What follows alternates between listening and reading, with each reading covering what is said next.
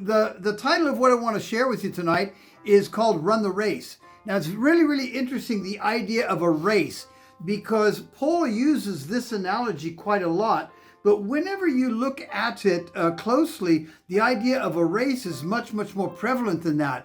You had the idea of the games that started even in the 8th century BC, okay, with the start of the Greek city-states and the Medo-Persian Empire, and you can see it going all the way through to the demise of the Roman Empire in the 4th century AD. Okay, so the reason why Paul uses the analogy of running the race is very clear. Everybody would understand exactly what that was. It's almost like, most young boys like their football, yeah? They got their heroes, they got their teams, they got their allegiances, they follow the league tables, and everything. So they're very much hooked into sport. Myself as a tennis player, get me like, when I was in the circuit, I could tell you everybody and exactly what their classification was and everything. Sports was a really, really strong part of their lives. Only men and boys were allowed to compete, however, in the Olympic Games. The Olympic Games morphed out of it in about the 4th century BC with the advent of Alexander the Great. That's when, Greece had an international appeal. The Grecian Empire at the time was kind of like the Roman Empire that succeeded it. As a matter of fact, I always say, this is my personal opinion, that all the Romans did was ape the Greeks. That's my personal opinion. The Romans had some innovations. For example, their roads and also their use of mortar and bricks and construction was far advanced.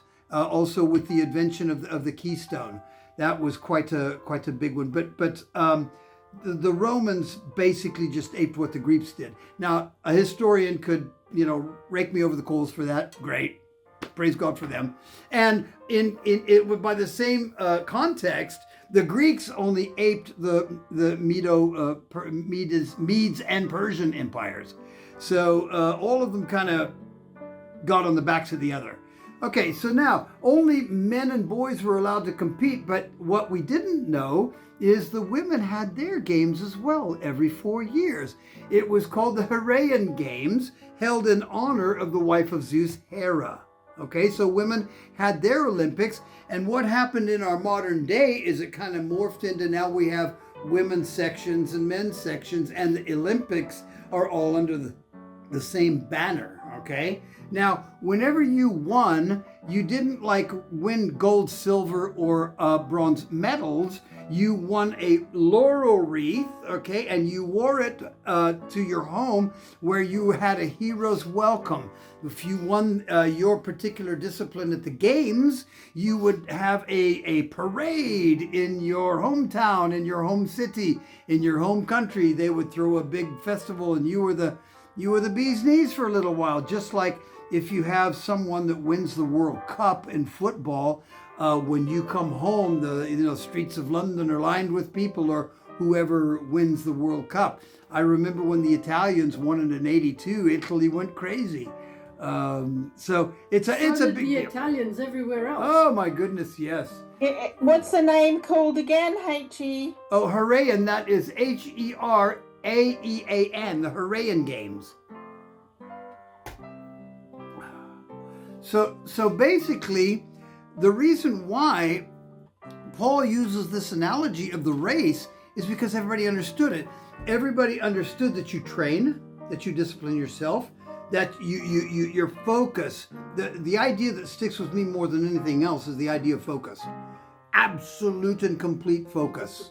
Okay? Now let's go for 1 Corinthians 9, 24 to 27. Okay, to start off. Okay.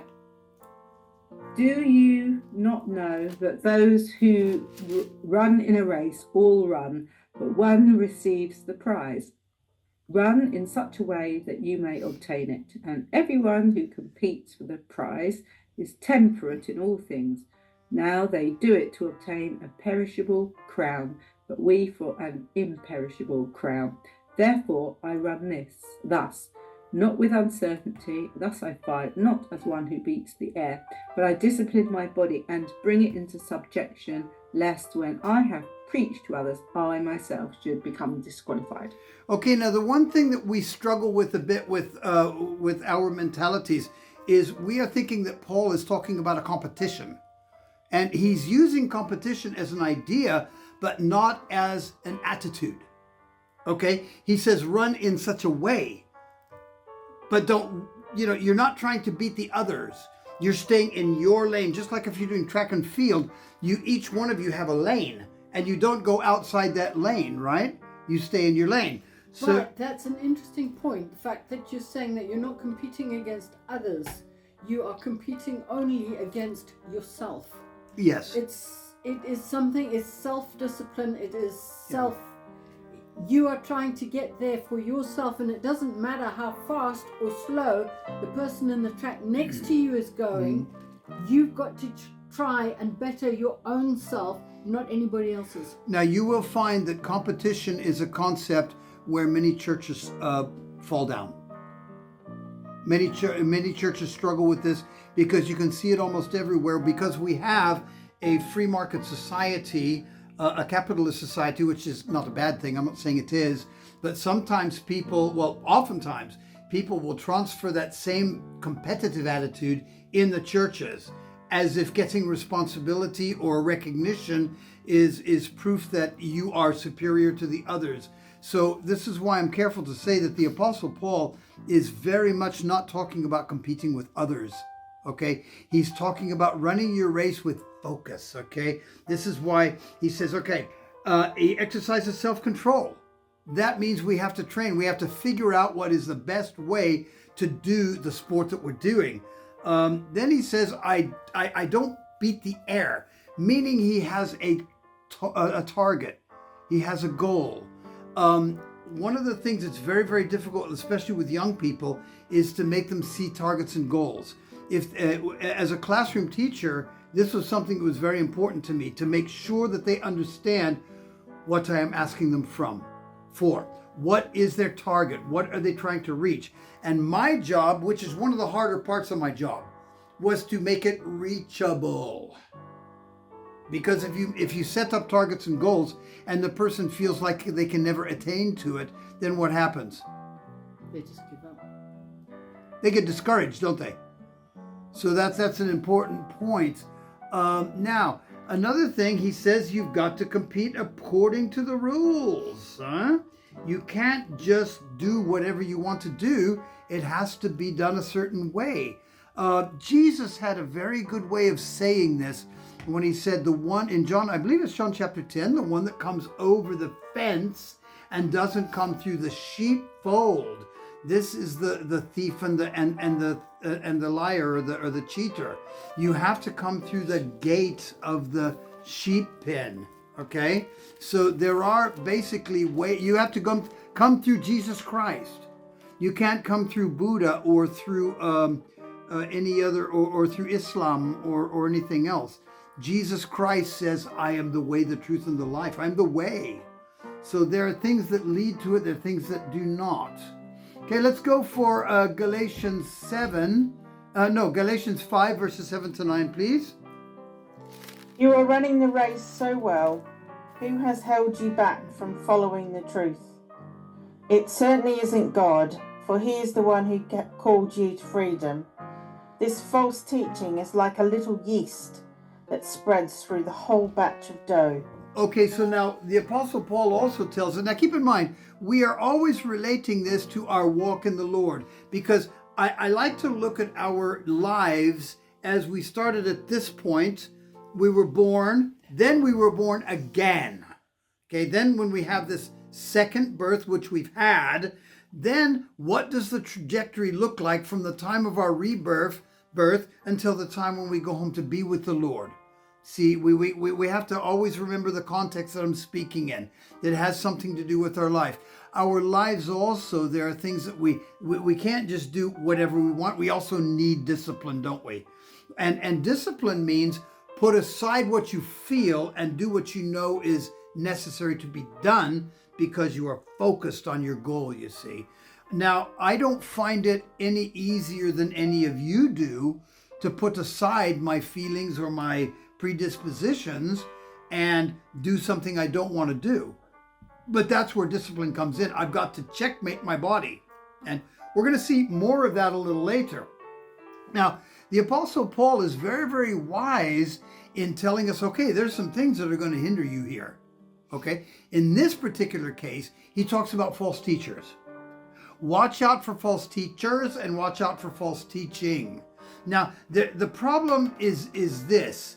None of us have a totally complete revelation of God.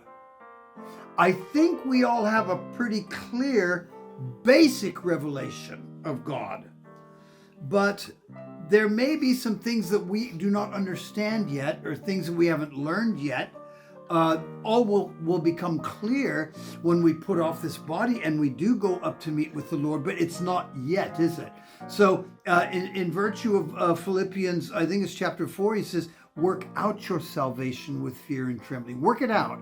So that's what we're doing right now. We are working it out. Now you'll find in the New Testament epistles that the Apostle Paul and Jesus himself is tackling two basic main issues in the entire New Testament scriptures: false teaching and legalism. Jesus was absolutely brutal with legalism. He was absolutely brutal with false teachers as well. But legalism and false teachers kind of go hand in hand sometimes. Sometimes they overlap and interlink. It's not always easy to see which one it is. But either one, Paul says that's going to hurt you in your race. So he wisely tells us, because he doesn't want anything to hinder us from the fullness of where we can go. Okay, 2 Timothy 4, verses 7 to 8. Good old Timmy. I have fought the good fight. I have finished the race. I have kept the faith. Henceforth there is laid up for me the crown of righteousness, which the Lord, the righteous judge, will award me on that day, and not only to me, but also to all who have loved his appearing. Okay, so I thought it would be a really interesting thing to talk about the end game. Now, we're talking about goals and targets. Well, what is our goal and target? There it is. Paul says, God has reserved a crown of righteousness for me. But it's now, remember in Revelation that he says at a certain point, we took our crowns, we threw them before the throne. Because even though God declares us as righteous, we still know from whence that righteousness comes. The righteousness that we have put on as a crown, comes from Jesus Christ. If I am left to my own devices, there's no way I can attain to righteousness. But he gives me his righteousness and I live it and express it. And that's where it comes from, you see. So the end game, it's important to see it. Sometimes when we go through the throes of life and we become discouraged and we sometimes don't know where this is going, take a look at the final target. Your future looks good. I've said this many times and I will continue to say it. Our futures look better than any future could possibly be. We are going to be with the Lord of glory for eternity. I do not doubt that, because of his love for me and because I am part of him now, because of my faith and because of that love. My faith in him makes me a partaker of him. He lives in me. There's a part of the divine in me, and the divine with me combine to make what God intended mankind to be. Okay? The crown of righteousness. Now notice he's making the crown. That he's talking about an imperishable crown. Some go for the imperishable, the laurel wreath that gives you worldly glory, where you go home to your hometown or your home nation. Yeah, boy. Yeah, you really got that one. You won that one. Woo, woo, woo, woo, woo. Aren't you super? And okay, and then a week later they go, get to work, pay your taxes. What do you mean? You sloughing off or what? I mean, because it's temporary, yeah? You get the glory, but it's like myself. I've been involved in concerts where, boy, they've been good. And people, woo, yeah. But then, tomorrow morning I wake up and I go, okay, so what? No biggie, right? But God's crown of righteousness is forever. You see, it doesn't perish. Huh? It's only given by the sovereign Lord Jesus Christ. And it is not given competitively. See, that's where a lot of people fall down, and where we in this modern society can fall down, with the competition angle. Okay, let's go now to Isaiah chapter 40, verses 29 to 31.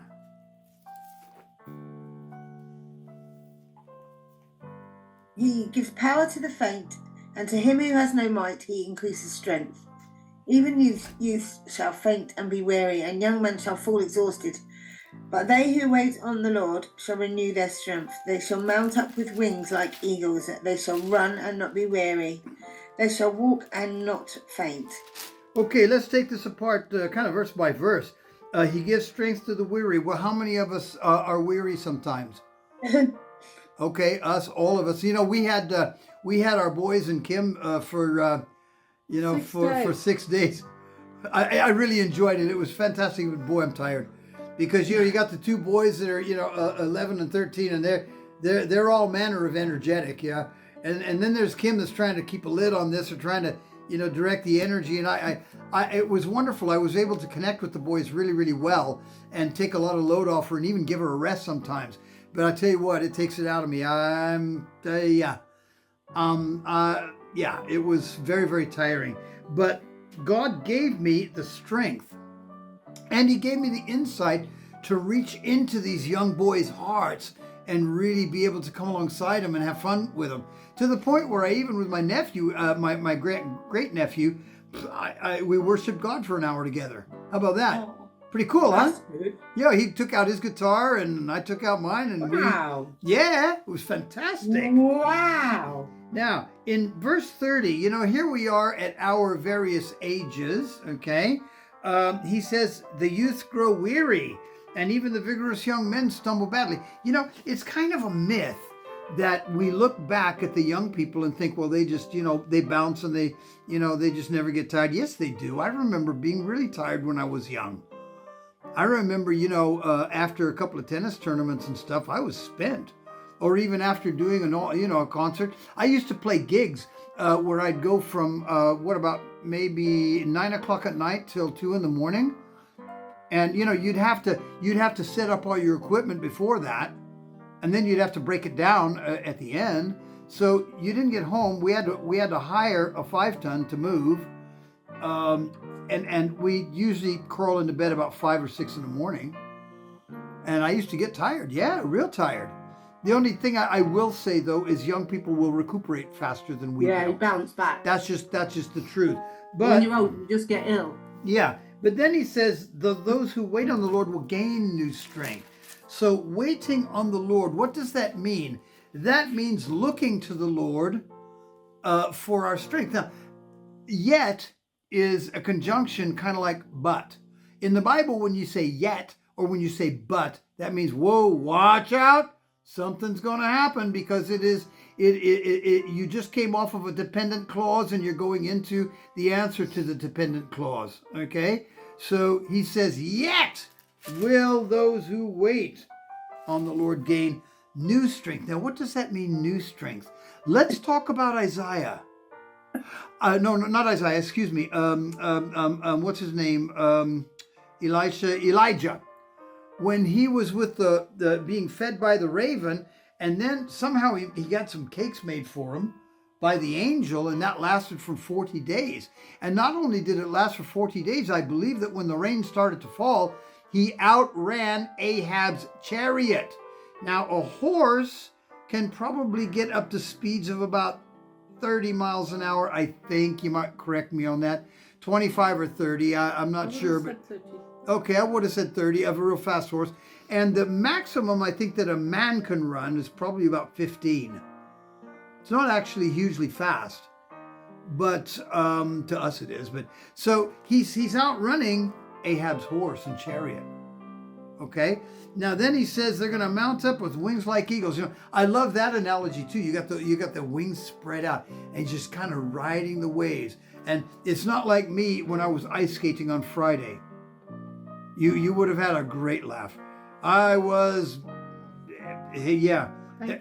Yeah, everything was going in all four directions. All four members going everywhere, knocking against this and belly flat and you know, belly up, belly flat, and legs up here, arms down there. I was, after about 45 minutes, I said, no, I'm going to kill myself. I got to turn these things in. I wish I had wings like eagles.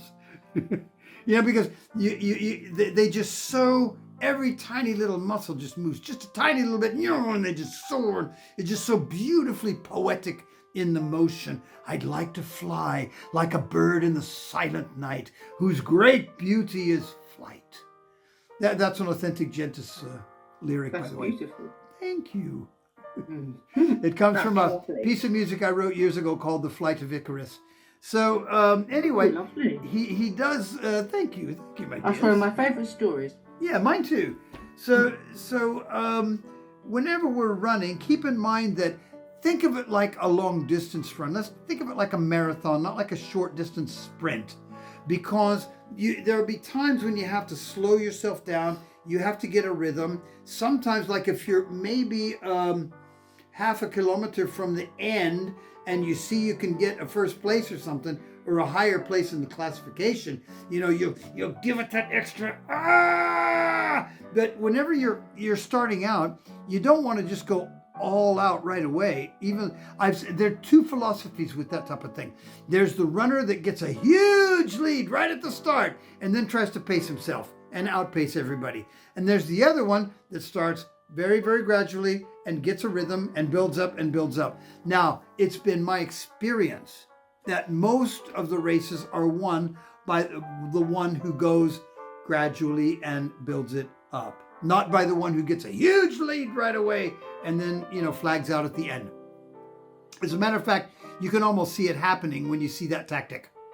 It almost never works. So let's think of running the race and knowing that Jesus is the one who's giving us all the tools to run the race.